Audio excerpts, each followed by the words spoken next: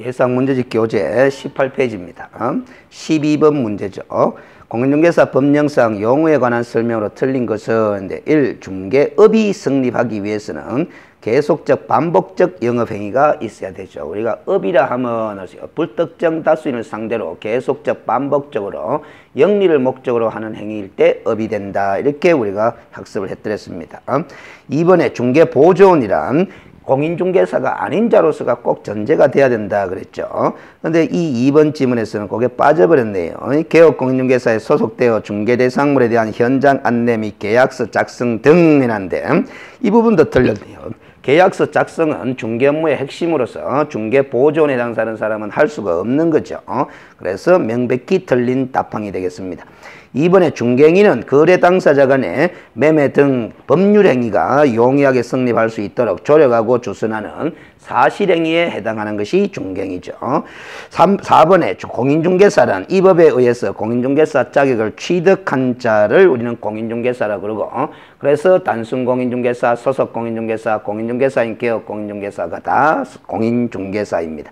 5번에 손해배상 책임의 귀책 사유에 해당하는 중개행위에 해당하는지 안 하는지 여부는 우리 대법원 판례에 따르면 개업 공인중개사가 행한 행위를 객관적으로 보아 사회통념상 거래 알선 중개를 위한 행위라고 인정되는지 여부에 의해서 결정할 사안이지 행위자의 주관적 의사를 통해서 결정할 문제는 아니다라는 겁니다.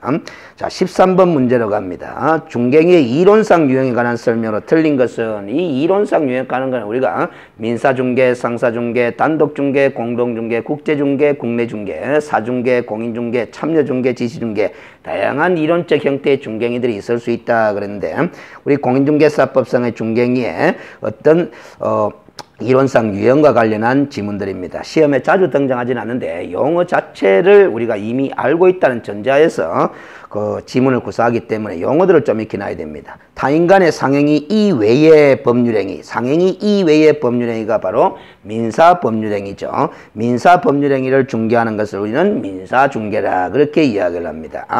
2번에 개업공인중개사가 중개행위를 행함에 있어서 거래 당사자 쌍방을 모두 중개 의뢰인으로 하는 중개 유형 이런 걸 우리는 단독중개라고 이야기를 하는 거죠. 그리고 거래 당사자 일방을 중개 의뢰인으로서 해서 알선하는 중개는 공동중개의 형식이 될 수밖에 없습니다. 자, 그래서 우리가 예를 들어서 매도인은 개업공인중개사 갑에게 의뢰를 하고 그러죠. 매수인 B는 다른 개업공인중개사 을에게 중개 의뢰를 했고 그래서 이 A, B 사이의 매매 거래를 성사시키는 중개를 행할 때는 갑과 을이 협력해서 공동으로 중개를 할 수밖에 없는 거죠. 근데 갑의 입장에서나 을의 입장에서 보면은 거래 당사자 일방으로부터만 의뢰받아서 알선하는 중개가 되는 거죠. 그래서 거래 당사자 일방의 의뢰를 받아서 알선하는 중개를 우리는 공동중개 그렇게 보시면 되겠습니다. 3번에 일반 중개계약 체결에 따라 개업공인중개사가 행하는 중개는 적극적 중개가 아니라 소극적 중개의 성격을 지니는 거죠. 왜 그러냐 하면은 보수의 보장을 받지 못하는 것이 일반 중개계약이기 때문에 결국 개업공인중개사로서는 중개행위를 소극적으로 행할 수밖에 없다라는 겁니다. 4번에 부동산 거래 정보망을 이용하여 중개하는 것은 공동중개에 해당한다. 그래서 거래 정보망을 이용해서 알선하게 되면 결국 매도 의뢰받은 개업공인중개사와 매수 의뢰받은 개업공인중개사의 협력에 의해서 공동중개의 형식이 되는 겁니다. 5번에 부칙 제6조 2항에 따른 개업공인중개사의 중개행위도 공인중개에 해당한다. 이렇게 보셔야 되겠습니다. 우리가 사중개와 공인중개로 구별하는 기준이 등록한 자가 행하는 중개를 공인중개사라고 무등록자가 행하는 중개를 사중개라 그렇게 이야기를 하죠. 그러면 이 부칙 제6조 2항에 따른 개업공인중개사도 등록한 것으로 보는 자이기 때문에 이 자의 중개행위도 공인중개에 해당한다. 이렇게 하셔야 되겠습니다. 14번에 부칙 제6조 2항에 따른 개업공인중개사에 대한 설명이다. 틀린 것은 1. 부동산 거래 정보망을 가입하고 이를 이용하여 중개하지 않는 한 중개사무소가 소유하는 특별시, 광역시, 도, 관할구역 안에 있는 중개대상물에 한해서만 중개행위를 하도록 이렇게 업무지역의 제한을 받고 있는 것이 부칙 제6조 2항에 따른 개업공인중개사죠. O 답항입니다. 2번에 업무지역의 범위를 위반하여 중개행위를 한 경우에는 우리 업무 정지 처분 사유가 되도록 부칙 규정에 나오죠. 그래서 등록관청이 6월의 범위안에서 기간을 정하여 업무 정지를 명할 수 있다. O 답항이 됩니다. 이 업무 지역 범위를 위반하여 중갱의를 할 수 있는 것도 부칙 제6조 2항에 따른 개업공인중개사뿐이죠. 법인과 공인중개사인 개업공인중개사는 우리 법에 업무 지역 범위를 제한하는 규정을 따로 두고 있지를 않습니다.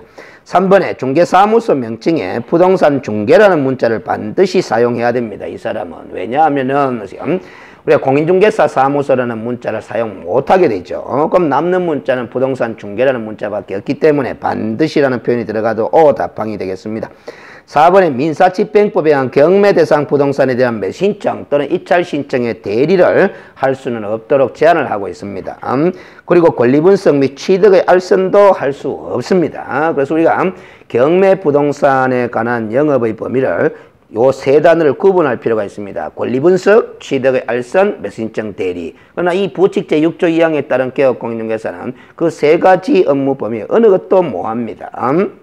그러나 법인인 개업공인중개사와 공인중개사인 개업공인중개사는 다 할 수 있죠. 있는데 그 경매 부동산에 관한 매수신청 대리행만큼은 하기 위해서는 대법원 규칙이 정하는 요건을 갖춰 지방법원에 별도의 등록까지 하고서 해야 됩니다. 5번에 폐업신고를 하거나 위법행위로 인하여 등록관청으로부터 등록 취소 처분을 받은 경우에는 개업공인중개사로서의 신분은 상실해버리는 거죠. 그래서 기득권을 이제 완전히 잃어버리게 되는 겁니다. 자, 그래서 이 사람이 다시 중개업을 영위하기 위해서는 결격사유에서 벗어나고 난 다음에 다시 자격증을 취득해서 사무소 개설 등록을 하는 방법밖에 없습니다. 그 다음 15번 문제로 갑니다. 자, 공인중개사 정책심의위원회와 관련된 문제인데 기출된 바는 좀 있지만은 그렇게 중요한 주제는 아니다 이렇게 보시면서 점검만 해두시는 정도 이렇게 기준을 설정하시면 되겠습니다. 공인중개사 정책심의위원회에 관한 설명이다. 틀린 것은 했는데 1. 위원회는 국토교통부에 둘 수 있도록 되어 있습니다. 반드시 둬야 하는 기구는 아닙니다. 둔다가 아니고 둘 수 있다 주의하시면 되겠고 2번에 위원회에서 심의할 사항이 16번 문제에서 우리가 다뤄보는데 공인중개사의 시험 등 자격 취득에 관한 사항도 심의사항에 들어갑니다.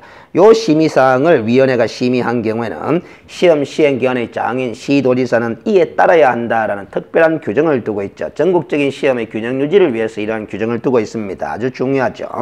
3번에 위원회는 위원장 1명을 포함하여 7명 이상 11명 이내의 위원으로 구성한다. 위원회의 구성에 관해서 간단하게 점검을 해보시라고 소개한 지문에 불과합니다. 위원장은 국토교통부 장관이 된다 해놨는데 우리 심의위원회 위원장은 국토교통부 제1차관이 되고 위원은 장관이 임명하거나 위촉하도록 그렇게 되어 있습니다. 국토교통부 제1차관이 공인중개사 정책심의위원회 위원장이다 하는 점. 그래서 틀린 답방이죠. 위원회는 간사 1명을 두되 간사는 위원장이 국토교통부 소속 공무원 중에서 지명하도록 그렇게 규정을 해두고 있습니다. 16번이 오히려 더 중요한 사항인데 공인중개사 정책심의위원회 심의사항이 아닌 것은 해놨는데 1번과 3번, 4번, 2번 이런 것들이 다 심의사항이네요. 근데 개업공인중개사 등에 대한 행정처분에 관한 사항은 심의사항이 아닙니다. 개업공인중개사 등에 대한 행정처분에 관해서는 우리 법이 직접 규정을 해두고 있고 그 법 규정에 따라서 해당 행정처분관청이 법의 집행 과정에서 그냥 행정처분을 행할 뿐입니다. 공인중개사 정책심의위원회에서 심의 절차를 거쳐서 행정처분 내리고 그런 사항 아닙니다. 그래서 밑에 해설을 보시고 1, 2, 3, 4의 심의사항을 한번 정독해두고 지나갈 정도는 됩니다. 공인중개사의 시험 등 공인중개사 자격 취득에 관한 사항, 부동산 중개업의 육성에 관한 사항, 중개보수 변경에 관한 사항, 손해배상 책임의 보장, 즉 보정 설정에 관한 사항 이런 사항들을 공인중개사 정책심의위원회에서 심의하도록 그렇게 규정을 해두고 있습니다. 21페이지 17번 정책심의위원회의 운영에 관한 설명이다. 틀린 것은 있는데 위원회의 구성 및 운영 등에 관하여 필요한 사항은 다 시행령으로 정합니다. 그래서 시행령에 위임을 했는데 대부분의 규정들은 다 대통령령이 시행령에 나오는 것들입니다. 위원회 임기는 2년으로 하도록 돼 있고 위원회의 사무를 처리할 간사를 한 명을 두는데 위원장이 국토교통부 소속 공무원 중에서 아까 지명하도록 그렇게 봤었죠. 4번에 위원장이 부득이한 사유로 직무를 수행할 수 없을 때는 위원장이 미리 지명한 위원이 그 직무를 대행한다 해놨는데 알겠어요. 이런 규정은 그렇죠. 위원장이 미리 지명한 위원이 그 직무를 대행하도록 이렇게. 자, 다시 한번 읽어보겠습니다. 위원장이 부득이한 사유로 직무를 수행할 수 없을 때는 위원장이 미리 지명한 위원이 그 직무를 대행하도록 그렇게 규정을 해두고 있습니다. 5번에 공인중개사 법령에서 규정한 사항 외에 위원회의 운영 등에 관한 필요한 사항은 국토교통부 장관이 정하는 것이 아니라 심의위원회 의결을 거쳐서 위원장이 정합니다. 위원장은 국토교통부 제1차관이죠. 그래서 장관이 정한다 하면 틀린 답항이 되겠습니다. 그래서 위원장은 국토교통부 제1차관이다라는 점, 그 점을 명심해 두고 그냥 지나가면 됩니다. 그래서 정책심의위원회의 운영과 구성에 관해서 상세하게 우리가 정확하게 반복해서 또 공부할 필요성은 없습니다. 그래서 위원회와 관련해서 시험 문제를 구성하는 것 자체는 그냥 틀리라고 내는 문제다 이렇게 보셔도 되고 출제 범위 영역을 넓혀놓는다는 측면에서 던지는 그런 문제라고 보시면 되겠습니다. 그 다음 22페이지에 매회 한 문제 나오는 주제죠. 중개대상물의 범위입니다. 중개대상물의 범위. 그래서 우리 공인중개사법 제3조에는 중개대상물의 범위로 토지, 건축물, 그 밖의 토지정착물, 그리고 그 밖의 대통령이 정하는 재산급 및 물건으로서 임목, 광업재단, 공장재단 이렇게 규정해두고 있죠. 자, 1번에 신축 중인 건물로서 기둥과 지붕 그리고 주벽이 이루어진 미등기 상태의 건물이 나왔습니다. 그래서 장래 건축 예정인 건축물도 중개대상물인 건축물의 범위에 들어간다라는 것이 판례의 입장이죠. 그리고 미등기 건물도 뭐가 건축물도 다 거래가 가능하기 때문에 중개대상물인 건축물로 볼 수 있습니다. 동호수가 특정돼 분양계약이 체결된 아파트 분양권, 이게 장래 건축 예정인 건축물의 대표적인 판례 사례죠.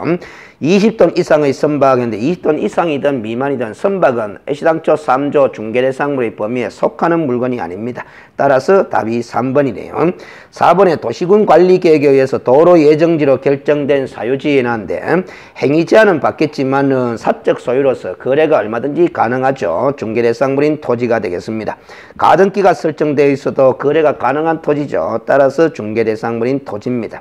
그래서 이 18번 같은 문제를 풀 때 우리가 중개대상물의 범위에 속하느냐 안 속하느냐 이런 판단을 할 때는 두 가지 기준으로 판단하시면 된다 그랬습니다. 첫째는 우리 법 제3조에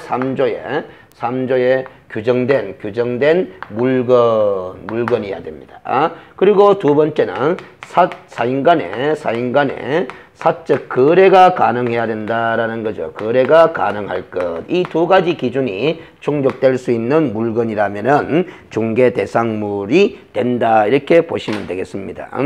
중개대상물의 범위에 속하느냐 안 속하느냐의 문제와 중개가 가능하냐 불가능하냐의 문제는 조금 각도가 다릅니다. 우리가 선박법에서 제한하지만 않는다면 우리 개업공인중개사가 중개할 수는 있는 거죠. 그러나 공인중개사법 3조에 규정되어 있는 중개대상물의 범위에 속하는 물건은 아니다라는 겁니다. 그렇다면은 3조 중개대상물의 범위라는 단어가 가리키는 의미는 뭐냐? 등록한 개업공인중개사만이 고유전속적으로 취급할 수 있는 물건의 범위를 가리키는 의미죠. 그래서 선박이라는 것은 그 범위에 안 속하기 때문에 개업공인중개사만이 고유전속적으로 취급할 수 있는 중개대상물은 아니다. 그렇다면 개업공인중개사든 개업공인중개사가 아닌 자든 누구나가 다 중개할 수 있는 물건이 되는 거죠. 다만 이 선박이라는 것이 선박법에 의해서 일정한 신분을 지닌 사람만이 중개할 수 있도록 제한하는 규정이 있다면은 아무나 중개할 수는 없는 거죠. 그 다음 19번 문제로 갑니다. 공인중개사 법령상 중개대상물에 관한 설명 중 틀린 것은 1. 업재단, 항만홍선 사업재단, 선박은 공시제도는 다 있는 물건들이죠. 그러나 중개대상물의 범위에 포함되는 것은 아니다. 2번에 영업상의 노하우 등 무형의 재산적 가치, 바로 소위 권리금이죠. 중개대상물이 아니다라는 것이 판례 입장입니다. 3번에 콘크리트 지반 위에 볼트로 조립되어 쉽게 분리 철거가 가능하고 3면에 천막이나 유리를 설치하여 주벽이라고 할 만한 것도 없는 정도의 세차장 구조물은 장래 건축 예정인 건축물로 볼 수도 없고 그 밖에 토지 정착물에 해당하는 것도 아니어서 중개대상물이 아니다라는 것이 판례의 입장입니다. 4번에 주택이 철거될 경우에 일정한 요건하에 택지개발지구 내에 이주자 택지를 공급받을 수 있는 지위인 소위 대토권은 거래가 불가능한 권리죠. 따라서 중개대상물이 아니다라는 것이 판례 입장입니다. 5번에 명인방불 갖춘 수목은 중개대상물이 될 수 없다 했는데 틀려버렸죠. 그래서 우리가 행정심판 사례에 의하면 명인방불 갖춘 수목의 집단도 중개대상물로 인정된다라는 겁니다. 이 명인방불 갖춘 수목의 집단은 건축물은 아니지만은 그 밖에 토지 정착물에 속하는 것으로서 매매 거래는 얼마든지 가능하다라는 거죠. 그래서 중개대상물이 된다라는 것이 행정심판의 결과입니다. 그 다음 20번 문제로 갑니다. 중개대상물에 관한 설명 중 옳은 것은 1. 추첨 기일에 신청을 하여 당첨이 되면 아파트 분양 예정자로 선정될 수 있는 지위를 가리키는 데 불과한 아파트 입주권은 중개대상물이 아니다라는 것이 판례 입장이죠. 즉 장래 건축 예정인 건물로 볼 수도 없을 뿐만 아니라 관계 법령에서 양도알선이 금지되어 있는 정서에 불과할 뿐입니다. 2번에 중개대상물 중 건축물은 기존의 건축물만을 말하며 장래 건축될 예정인 건축물은 포함되지 않는다. 틀린 답방이죠. 중요한 관점입니다. 장래 건축 예정인 건축물도 포함하는 것이 바로 중개대상물인 건축물이다라는 것이 판례 입장이고 수목의 집단은 소유권 보존 등기를 하게 되면 임목이 되는 거죠. 중개대상물이 아니다. 가마 틀려버렸습니다. 한필 토지의 일부도 용익권의 설정만큼은 얼마든지 가능하기 때문에 중개대상물이 될 수 있다라는 겁니다. 5번에 공장재단을 구성하는 토지와 건물, 구성하는 요 표현이 중요한 거죠. 토지와 건물은 저당권자의 동의 없이도 재단과 분리하여 임대차를 중개할 수 있다 하는데 틀린 답방이 되겠습니다. 그래서 이 토지와 건물은 재단과 분리하여 임대차 중개는 가능한데 임대차를 하기 위해서는 저당권자의 동의가 필요합니다. 따라서 5번은 틀린 답방이죠. 1번이 5가 되겠습니다. 25페이지에 21번 문제로 갑니다. 중개대상물 또는 중개대상 권리에 관한 설명 중 틀린 것은 있는데 1. 가압류된 공장, 상속받은 토지도 사적 거래가 얼마든지 가능하죠. 따라서 중개대상물이 될 수 있을 것이고 분묘기지권, 동산질권, 특허권은 우리 거래가 불가능한 권리죠. 또 설사 동산질권, 특허권이 거래가 가능한 권리라고 하더라도 이러한 동산질권과 특허권은 부동산 우리 중개대상물에 관한 권리라고 볼 수가 없는 거죠. 그래서 중개대상 권리가 아니다라는 소리입니다. 3번의 중개대상물의 범위에는 즉 토지, 건축물, 그 밖의 토정착물, 임목광업재단, 공장, 재단이라는 것은 민법상 협의의 부동산은 다 중개대상물의 범위에 들어가네요. 그런데 일부 준부동산이 중개대상물의 범위에 포함이 되어 있는 거죠. 임목광업재단, 공장, 재단. 그래서 이 민법상 모든 의제 부동산들이 다 중개대상물의 범위에 포함되는 것은 아니다라는 관점. 4번에 구분 소유가 인정되지 않는 한동 건물의 일부분도 용익권 거래는 가능하니까 중개대상물이 될 수가 있습니다. 그래서 틀린 답방이네요. 물론 구분 소유가 인정되는 한동 건물의 일부분은 구분 소유권이 인정되기 때문에 매매 거래도 얼마든지 가능하고 중개도 가능한 거죠. 국유재산 중 공용 폐지가 되지 아니한 행정재산인 토지는 거래가 불가능하기 때문에 중개대상물에 해당하지 않는다라는 겁니다. 22번에 중개대상물인 임목과 관련한 설명으로 틀린 것은 이 임목이나 재단을 따로 묻는 문제는 공인중개사법을 묻는 문제가 아니고 임목에 관한 법률, 공장 및 광업재단 저당법의 내용을 묻는 것들이다 이렇게 보시면 되겠습니다. 이렇기 때문에 시험 출제 범위가 확장이 되는 거죠. 1. 소유권 보존의 등기를 받을 수 있는 수목의 집단은 임목등록원부에 등록된 것에 한정해서 임목이 될 수가 있습니다. 2번에 임목을 목적으로 하는 저당권의 효력은 임목을 벌치한 경우에 그 토지로부터 분리된 수목에 대해서도 저당권의 효력이 미친다라는 거죠. 그래서 2번이 틀렸네요. 저당권 보호 규정이죠. 3번 임목이 경매 기타 사유로 토지와 그 임목이 각각 다른 소유자에게 속하게 된 경우에는 토지 소유자는 임목 소유자에 대해서 지상권을 설정한 것으로 본다라는 우리 법정 지상권이 성립되는 경우죠. 4번에 임목을 저당권의 목적으로 하고자 하는 자는 그 임목을 보험에 붙이도록 되어 있습니다. 저당권의 객체가 수목이다, 수목의 집단이다라는 점을 감안한 규정이죠. 5번에 임목에 대한 등기에 관하여 임목에 관한 법률에 특별한 규정이 있는 경우를 제외하고는 부동산 등기법을 준용하도록 그렇게 되어 있습니다. 그런 측면에서 보면은 임목에 관한 법률도 넓게는 부동산 공시에 관한 법령 중에 하나죠. 그 다음 23번에 임목에 관한 법률상의 임목에 대해 설명 내용으로 틀린 것은 했습니다. 1번에 임목으로 등기를 받을 수 있는 수목의 집단의 범위는 한 필의 토지 또는 한 필 토지의 일부분에 성립하고 있는 모든 수종의 수목으로 합니다. 죄송합니다. 수종의 제한은 없습니다. 그리고 반드시 한 필 토지의 전부에 성립하고 있을 필요도 없습니다. 다만 수량의 제한은 있다고 봐야 됩니다. 왜냐하면 임목법 조문상으로 보면은 수목의 집단으로서 소유권 보존 등기를 받은 것을 임목이라 그래 되어 있기 때문에 한 그루의 수목은 임목이 될 수가 없다 이렇게 해석이 되거든요. 그 다음 2번에 등기되어 있는 토지에 부착된 수목에 대하여 소유권 보존 등기를 하였을 때는 토지의 등기 기록 중에 표제부입니다. 표제부에 임목 등기 기록을 표시하도록 했음으로써 이 토지 등기부의 표제부를 보더라도 지상에 임목 등기된 사실을 인식할 수 있도록 그렇게 공시하고 있죠. 3번에 임목의 저당권자는 채권의 기한이 도래하기 전에는 임목이 벌채되더라도 그 분리된 수목을 경매할 수 없다 하는데 틀려버렸습니다.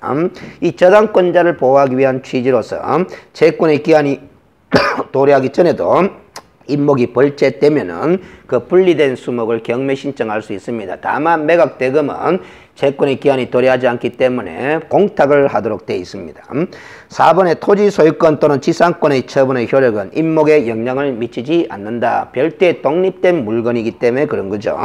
임목 소유자에게 법정 지상권이 인정되는 경우, 지료에 관해서는 당사자의 약정에 따르도록 그렇게 하고 있습니다.